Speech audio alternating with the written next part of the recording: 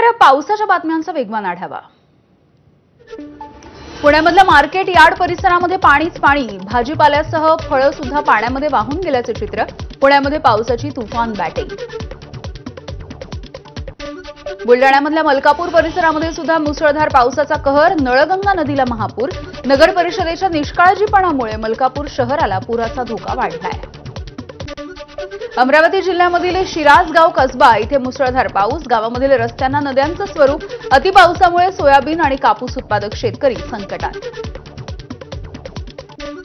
जळगाव जिल्ह्यामध्ये पाचोरा आणि जामनेर तालुक्यामध्ये अतिवृष्टी झाल्यामुळे नदी आणि नाल्यांना मोठा पूर आलाय। अनेक घरांमध्ये आणि शेतांमध्ये पाणी शिरल्यामुळे शेतकऱ्यांचं मोठं नुकसान।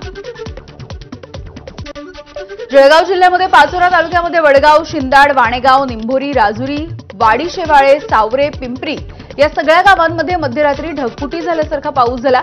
दगडी नदीला पुन्हा एकदा पूर आलाय। पुराच्या पाण्यामध्ये शेकडो जनावरं आणि पशुधन वाहून गेल्याची भीती आहे। जालना शहरामधल्या अनेक भागामध्ये मुसळधार पाऊस, पावसानं घरामध्ये पाणी शिरल्याचं दृश्य आहे। चारचाकी गाड्या देखील या पाण्यामध्ये वाहून जात आहेत। जालन्याच्या वडीगोद्रीमध्ये सर्वदूर पाऊस, वडीगोद्री परिसरामध्ये अनेक दुकानांमध्ये पाणी शिरलंय। धान्य दुकानामध्ये देखील पाणी शिरल्यामुळे गहू आणि तांदूळ यांची पोती पाण्याखाली, धान्याची मोठ्या प्रमाणावरती नासाडी झाली आहे।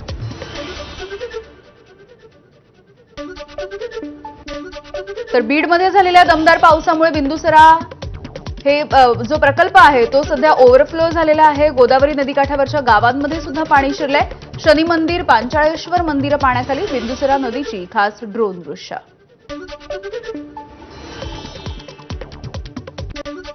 बीडच्या माजलगावमधल्या सांडस चिंचोली गावाला गेल्या 2 दिवसांपासून पुराच्या पाण्याचा वेढा। धरणामधून बिंदुसरा नदीपात्रामध्ये पाण्याचा विसर्ग सध्या सुरू आहे।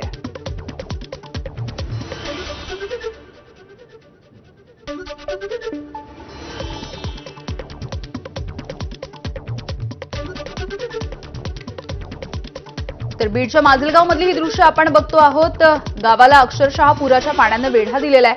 गेल्या 2 दिवसांपासून या पुराच्या पाण्याच्या वेढ्यामध्ये हे गाव अडकून पडलेलं आहे। अर्थातच इथलं जनजीवन काहीसं विस्कळीत झालंय। गेल्या काही दिवसांपासून ज्या पद्धतीनं मुसळधार पाऊस कोसळताना दिसतोय, मराठवाडा, मध्य महाराष्ट्र या सगळ्या परिसरात पावसाचं थैमान दिसतंय। तिकडे बुलढाण्यामध्ये अनेक ठिकाणी ढगफुटी सदृश्य पाऊस। जिल्ह्यामधील खडकपूर्णा प्रकल्पाचे सर्व 19 तर पेन टाकळी धरणाचे 4 दरवाजे उघडण्यात आले।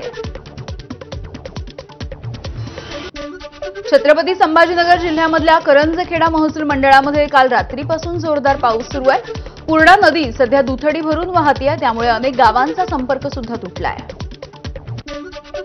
छत्रपती संभाजीनगरमधील धानोरा तालुक्यामधील कोल्हापुरी बंधारा पाण्याखाली गेला। पाणी शेतामध्ये शिरल्यामुळे शेतीचं मोठं नुकसान झालंय।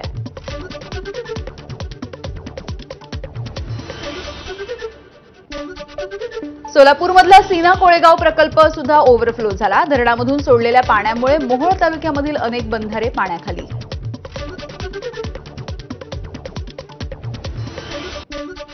सोलापूरमधल्या रानमसले गावामधील ओढा ओव्हरफ्लो।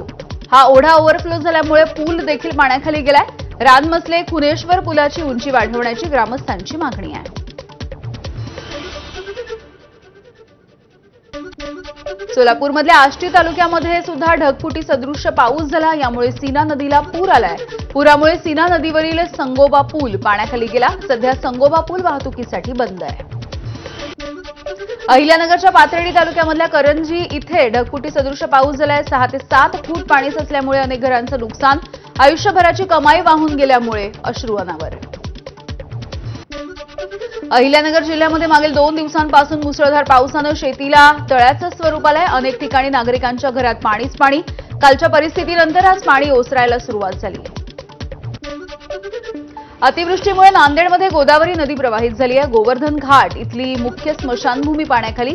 सिडको भागामधील स्मशानभूमीचा वापर करण्याचं प्रशासनाचं आवाहन। एसटी आरक्षणाच्या मागणीसाठी अमरावतीमध्ये सकल बंजारा समाजाचा मोर्चा। मोर्चामध्ये हजारो संख्येने सकल बंजारा बांधव सहभागी। एकच मिशन एसटी आरक्षण, मोर्चामध्ये घोषणाबाजी। बंजारा समाजाचा एसटी प्रवर्गामध्ये समावेश करावा यासाठी सोलापूरमध्ये मोर्चाचं आयोजन। सोलापूरमधल्या नेहरू नगर ते जिल्हाधिकारी कार्यालयापर्यंत हा मोर्चा निघाला।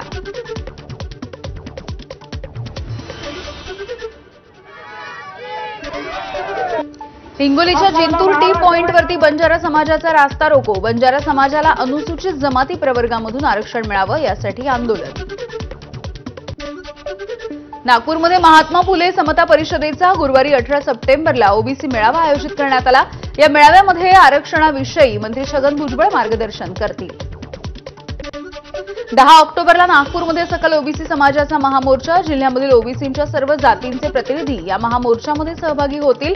तर समाजाची भूमिका सरकारनं समजून घ्यावी, काँग्रेसचे आमदार अभिजित वंजारी यांची मागणी आहे.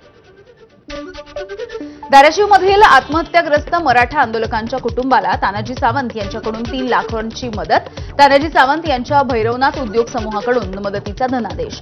तानाजी सावंत यांच्याकडून आतापर्यंत राज्यभरामधल्या 90 आंदोलकांच्या कुटुंबांना मदतीचा हात. तुळजापूर आणि धाराशिवमधील भाजप, काँग्रेस आणि दोन्ही राष्ट्रवादींमधील पदाधिकाऱ्यांचा ठाकरेंच्या शिवसेनेमध्ये पक्षप्रवेश. उद्धव ठाकरे यांच्या उपस्थितीमध्ये मातोश्रीवरती हा पक्षप्रवेश पार पडला आहे. भाजप आज मुंबईमध्ये महापालिका निवडणुकांच्या प्रचाराचं रणशिंग फुंकणार. आज संध्याकाळी 5:30 वाजता वरळी डोममध्ये भाजपचा विजय संकल्प मेळावा. आदित्य ठाकरे यांच्या मतदारसंघामधून मुख्यमंत्री फडणवीस यांच्या भाषणानं प्रचाराचा नारळ फुटेल. मराठवाड्यामधल्या